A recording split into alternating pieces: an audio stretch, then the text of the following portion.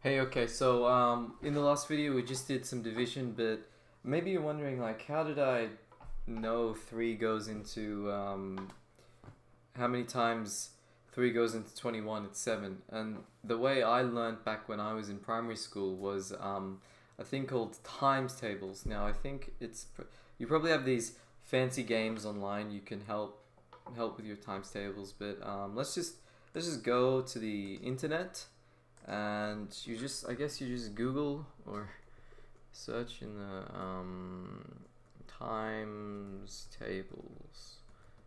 Yeah. Okay. I probably meant that. Yeah. And there's a bunch of results on times tables and timestables.com games. That's great. So I'm a bit older. I don't know who's watching this actually. I'm guessing you're like still in primary school, or maybe in high school or whatever. It doesn't matter. It doesn't matter. And here, this is like a times tables table, right? So what it shows is you go 1 times 1. That's 1. You go and maybe something up here. So you go 9 times 5, and that's 45. So what I had to do back in high school was memorize this thing. Just brute force memorization.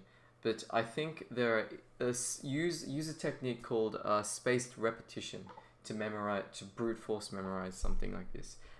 You can get an app, for example. I know there's one. I use it to learn French to memorize vocabulary.